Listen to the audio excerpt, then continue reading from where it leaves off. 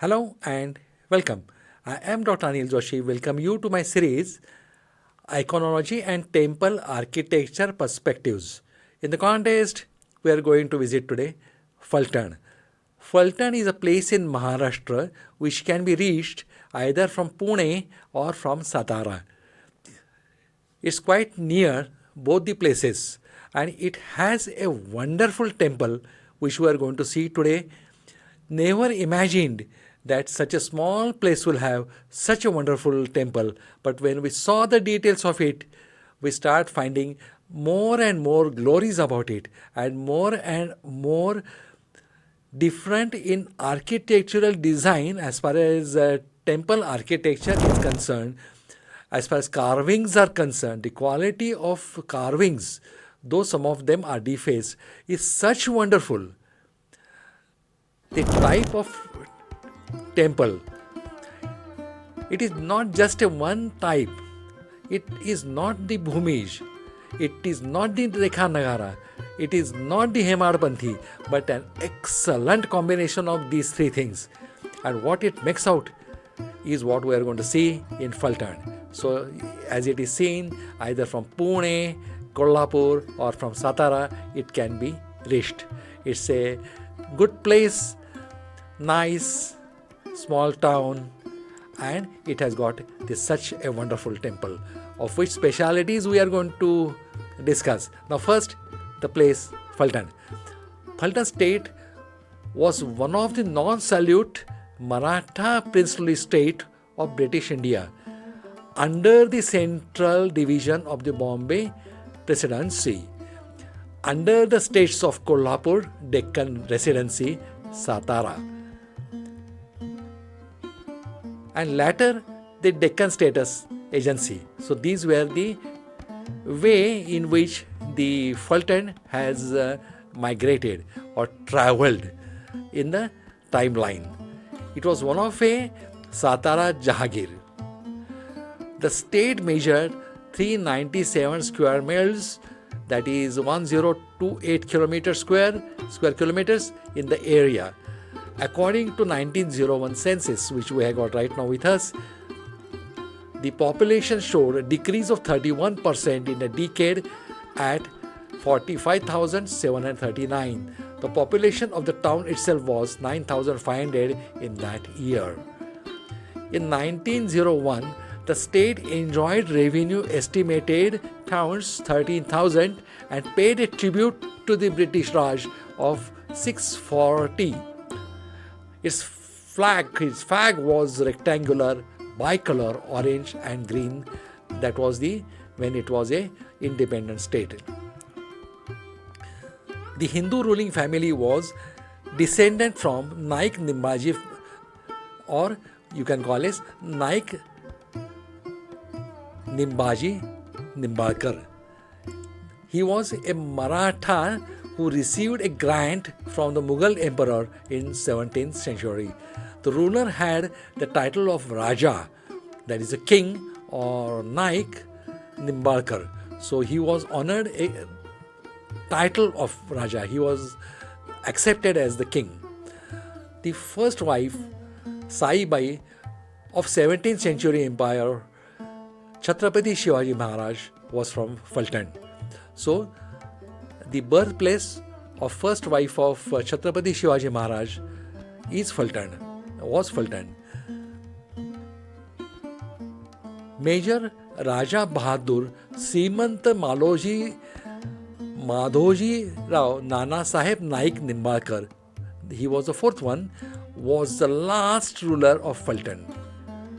The original name is Pratisthana Pura, from which the current name Phaltan has been derived. Request historians and knowledgeable people to add interesting details about the original name.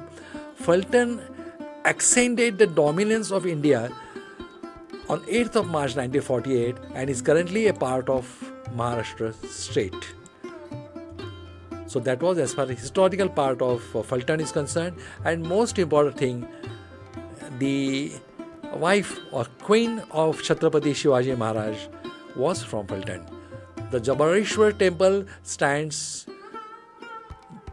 the rock-cut wonder Jabaleshwar temple. Its Jagati is by a star-shaped or zigzag pattern which usually we see in South Indian temples.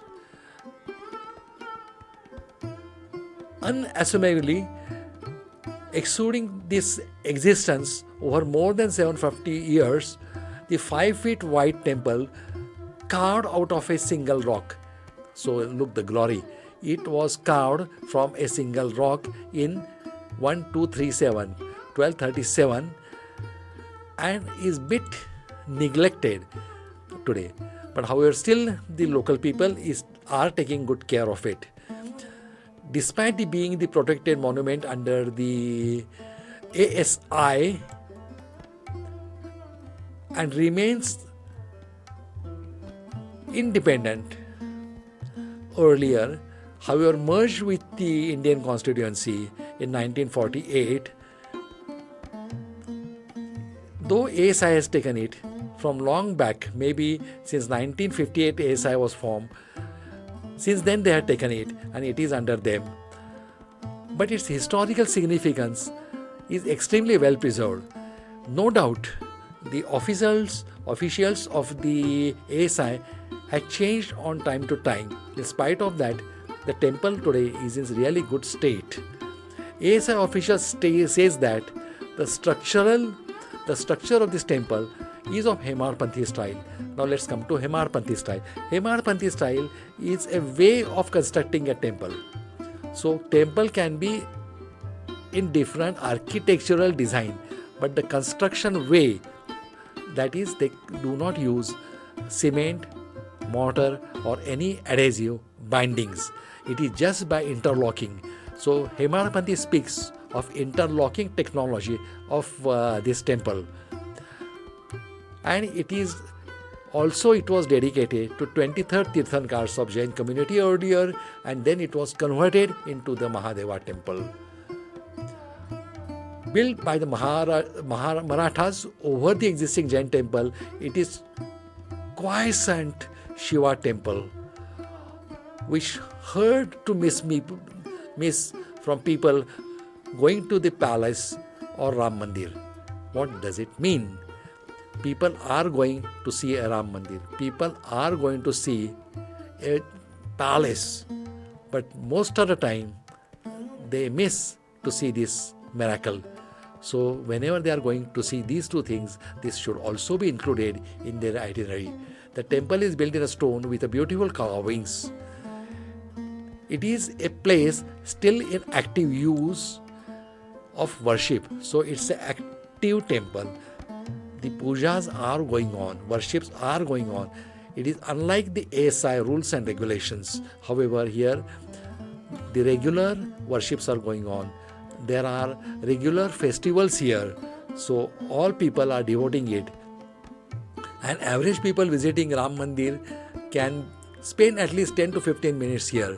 So just while going to Ram Mandir or palace, you can spend here 10-15 minutes. And then I'm sure you'll spend more and more time, because it is such a glorious magnet that once you start seeing it, it won't leave you. Here the priests are not there. There is no official priest here. We have seen a lot of people going there till Garbhagriha, offering their own rituals. And there is one of a wonderful thing of this temple, that anybody from society can get into the temple and worship. And this is something really appreciable. Parking is available along the roadside near the Ram Mandir or near the walls of the Ram Mandir, and one can have time to spend here. The official ASI from Pune has given certain information. The temple was under the Aurangabad circle of the ASI and was later shifted to Mumbai, then Pune, and now to Solapur. Therefore, the information was lost in the transit. It is really unfortunate that such a wonderful thing exists, but we don't have much information about it. In any case, not much has been written about this temple. That is also a fact. Surrounded by a small eateries, garment shops, tailoring, grocery shops. The temple hardly gets any attention except from the people who are visiting outside or from the foreigners. Its exterior is stunning. The several sculptures depicting state of euphoria. Black stone steps lead to a cool interior painted in different colors. We are going to see it. Walls are adorned with photographs and idols of the god and goddesses. Inside the Nandi temple or Nandi Mandapam or Nandi place, there is first a Garbhagriha, then is a Antarala. Now the Antarala here is converted into Nandi Mandapa. Now similar things you can see in many other South Indian temple also. As far as Nandi Mandapa is concerned, it has got different location. People come here, they offer their rituals. They offer their rituals to Nandi also before visiting Shiva. It's unique to Maharashtra because in all other Shiva temples, the Shivling has a south to north orientation. Okay, so south to north orientation is always there in most of the temples. But here the temple is placed in east and west direction. So it is another little unusual thing as far as this temple is concerned, because earlier this temple was devoted to the Jain Tirthankars and then it was converted into the Shiva temple. Similarly, the door is of north, unlike elsewhere where the door is towards east. So if we see overall this construction, overall the directions, that is not typical of the Shiva temples. Neither the Shivling faces routine, neither the Nandi faces in routine ways, nor the entrance of the temple is as per routine. Maybe because the Jabaleshwar temple was originally a giant temple and built during the Shilahara dynasty. So at that time, not much attention was given towards the direction, or it might have been constructed as for Jainism. There was a huge Nandi idol inside the temple earlier, but it got lost during the Mughal period. Later, the Marathas in the area placed a Shivling in structure and notified that and converted it, or they start worshipping Shivlinga here and they keep Nandi also. It is strange that Phaltan, which was around 8 huge Jain temples, does not even find a mention along the pilgrimage sites listed by the Maharashtra Tourism Development Corporation, the MTDC. So it is not recognized as the Jain monument by MTDC. The District Promotion and Developmental Council must recommend it as a pilgrimage center. Then only government will consider and it will put it on the list. Now let's go to the temple itself.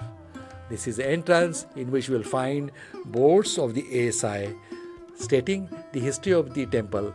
Now here if you find the temple is on raised platform, that is Jagati.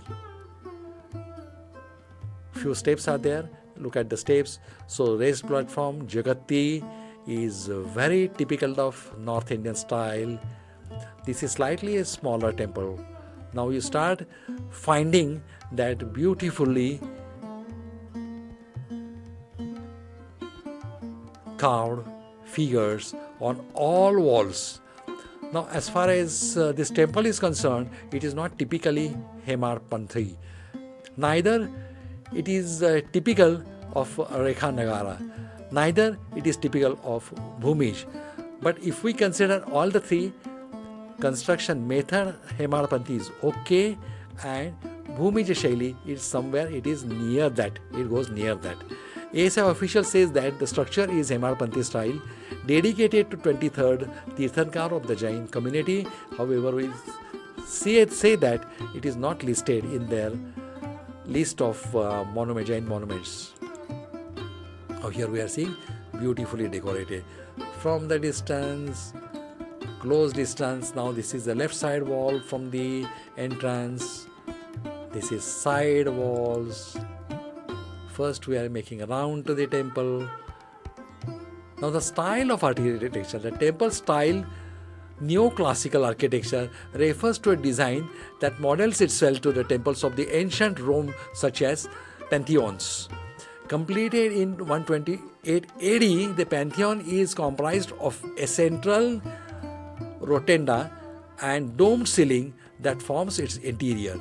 So that is what we were a bit puzzled while looking at it, and we started going in more and more detail, that exactly in which style the temple is developed, in which style these things are modified, and more we started going in details of it.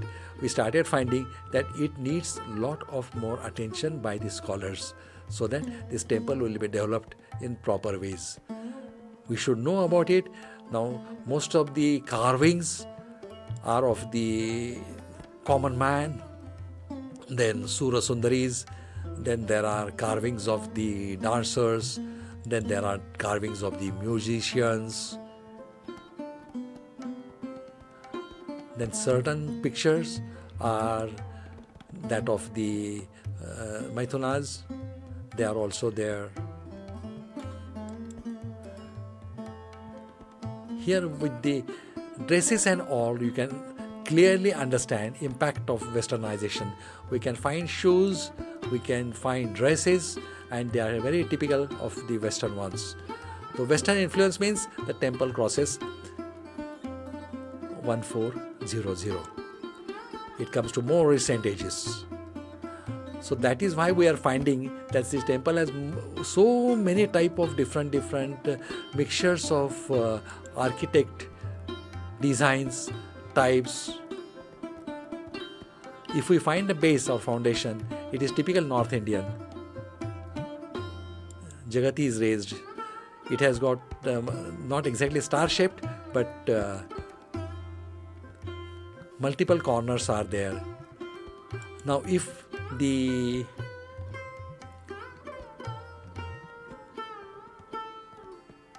side walls are only seen, they appear slightly asymmetrical. They converge towards the Shikhara. Now if Shikhara would have been there, we would have identified it is of a North Indian, South Indian, Rekha Nagara or Bhumij. Now here a few pictures of Maithunas, then that of the common man's life. Some dancers are there. We can appreciate also the reconstruction work done by archaeology department.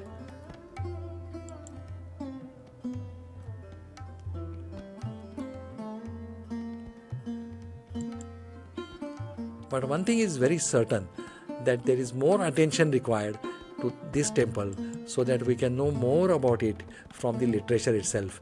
Very few things are available on the net or on the Google as far as this temple is concerned. And locally also we get information, but it is not in full depth which can explain the different mysteries of this temple.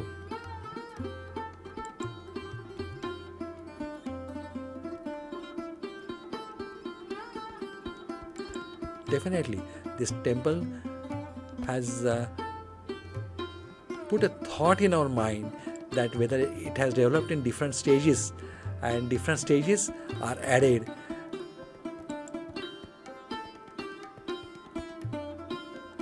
Usually, under the circumstances, inscriptions or the literatures is referred, but however, it is not available as far as this temple is concerned. Not much is available as far as either inscriptions or as far as the references, earlier references. So it is difficult to find out this beautiful temple.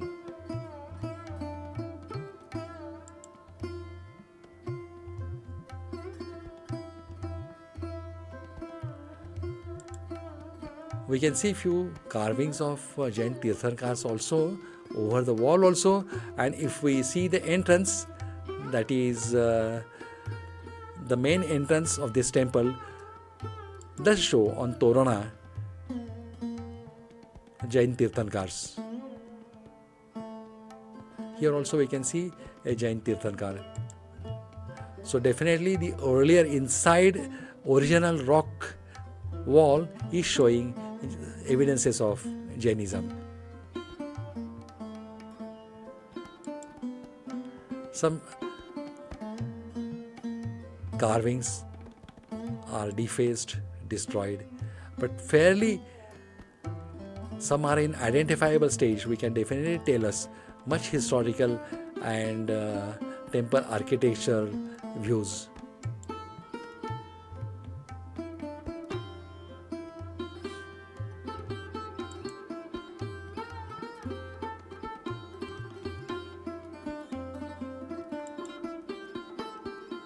We have tried to cover each and every carving in our video. In case if you want to see anything in more detail, you can pause it and have a look at it again.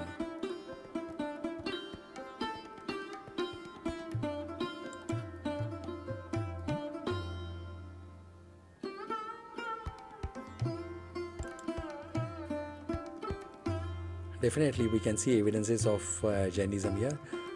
Now we come to the entrance. Now look at this entrance. On either side it is decorated. First we have taken a round of the temple, seen each and every carving of the wall, and now we have come to the entrance. Now left side, right side, and here it is the Toran or the upper portion. Here you can see Tirthankars. Again it reflects towards the earlier origin of this temple as the Jain temple or Jain Basadi. They call Basadi.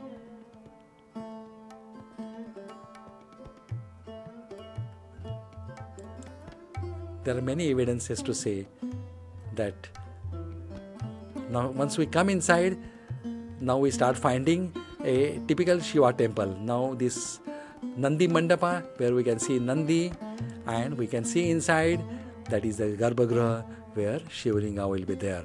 Now let's get inside, see walls are painting, there are paintings on the wall, then we can see the Garbhagriha. Anybody can enter. It's one of the best parts of this temple. Anybody can enter, anybody can worship, anybody can offer their rituals. They can sit inside and do their puja part. Now these are on either side of the Garbhagriha. You can see Ganesha and Saraswati. Not different Nandi Mandapa. In the Mandapa itself, they have Nandi is seated. Now here we are going into the Garbhagriha.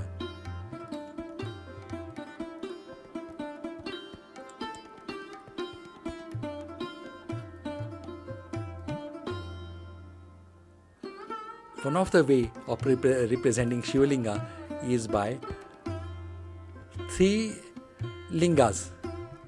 Just now what we have seen. That can represent in that way. Now we are going into the main Garbhagriha. Here anybody can go inside, anybody can sit here, anybody can offer their worships, and anybody can complete their rituals.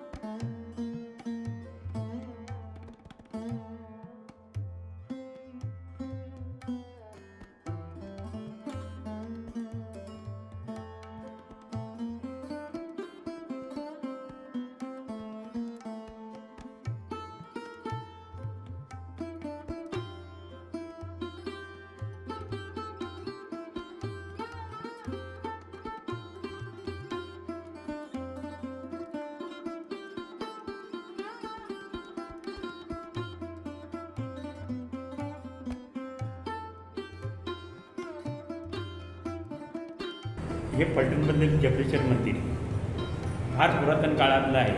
त्याचे संकलन मी साधारण फलटणचं ऐतिहासिक जबलेश्वर मंदिर आणि ऐतिहासिक फलटणचे नाईक निंबाळकर देवस्थान आराध्य दैवत प्रभू रामचंद्र मंदिर याचे संकलन केलेलं आहे.